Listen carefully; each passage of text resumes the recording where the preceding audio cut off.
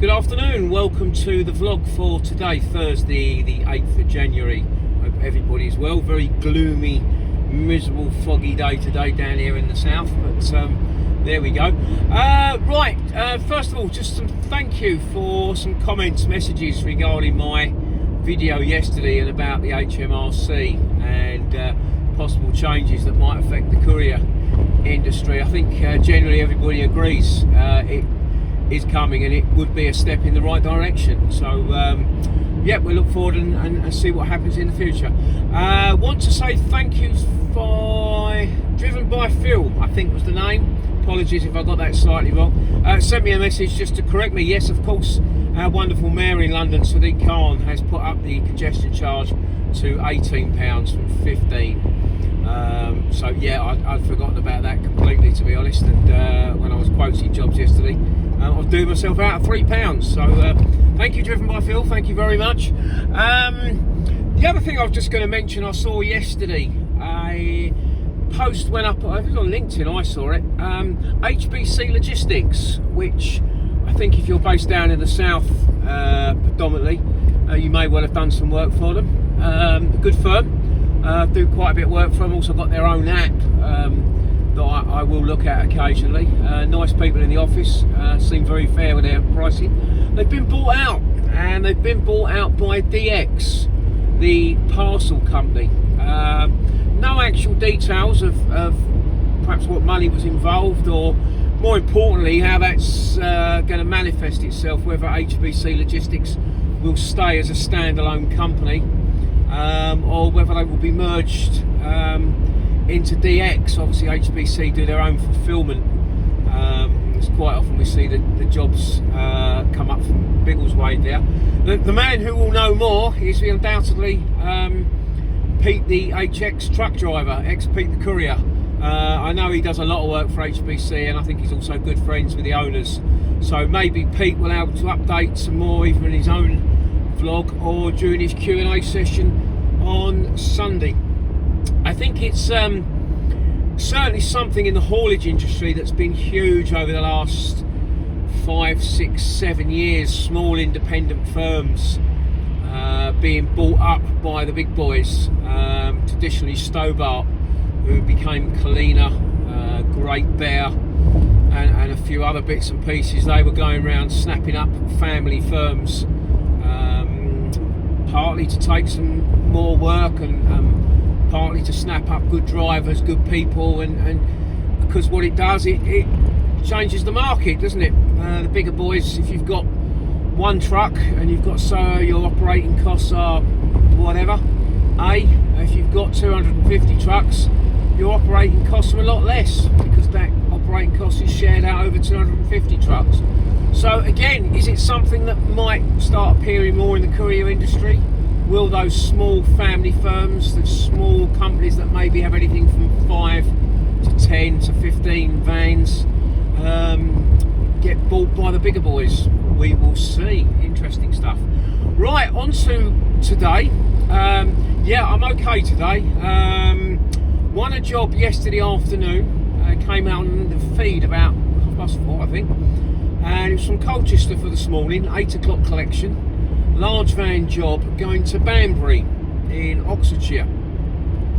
The job was saying 148 miles, I think it was, which when you look at the map, that isn't as the crow flies, if you know what I mean, going straight for the middle of sort of A to B. That would be involved going down the A12, around the M25 and up the M40, which is the sensible way to do it. Main roads, hopefully no disruptions, and a straightforward drive. It was a job I wanted. It's a shipper, an Essex-based shipper that is in my top 5 of companies that I work for. I thought it was a good job to do, and I wanted to put a realistic price on it. Ideally wanted about 160, 170, but I went in at 150. I went in at £1 a mile. I know it's low, I know, but time of year, and it's a good job to set the day up. I would be empty before lunch and possibilities of getting a second job. So that's what I did. I put 150 on it, and it's interesting, the company, it always takes about half an hour for them to leave. I think what they do, they wait for a numerous amount of quotes to come in and then look at the one they want to give the job to. They've got their own vans as well, so they're probably still sorting their own work out for their own vans, and something from Colchester to Banbury is something they don't want their own vans and own drivers doing, so it makes sense to put it on the CX. Anyway, I did get a call and I did get the job, which was great. That was followed up by another phone call. When you see the company come up on your phone at about 5:40, you start to get that feeling, oh dear, this is going to get cancelled and I'm left with no job for the morning and a little chance of getting one. But it wasn't, it was some good news. The customer of theirs had asked, could we do another delivery en route to Stevenage? And of course, yes, I can. I did explain to the shipper that obviously that means going a slightly different route, but I wasn't looking to rip them off or anything. I said another £40 I'd be happy with, and they were happy with that. So the job went up to 190, so I think that's fine. On site this morning, picked up there before, it's plastics, heavy, long, packaged goods. 3 boxes for one of the clients and 2 boxes for the other. On site at about 7:15. I was off site by 7:50. Time we got it loaded, a little bit of problems with the paperwork on one of the items, but got sorted quite quickly, and I was off site 7:52. And it's going to be about 3.5 journey going down the A12, M25, M40. But now having to go to Stevenage, I've got to cut across as the crow would fly. So that means going a couple of junctions down the A12 and then all the way across the A120 to Stansted Airport, stay on the 120 down to the A10, up the A10, cross through Baldock. And it was actually going to Letchworth, home of HBC Logistics, see how this is all put together. It wasn't going to them, but it was going to a customer not too far away from them. And yeah, anyway, we got that off and then made my way across country to Banbury, and yeah, got there about 12:20, so it was about that 3.5 hours that I anticipated. The good bit, doing it that way, the mileage actually only turned out to be 116 miles. So I don't get too worried about mileage on jobs if it's, you know, if CX, when it goes on the CX 10 miles more or 10 miles less, I don't get too worried about it. But in this case, I suppose I could celebrate because it makes the job £1.63 a mile, which I think is quite good. So anyway, all worked out perfectly.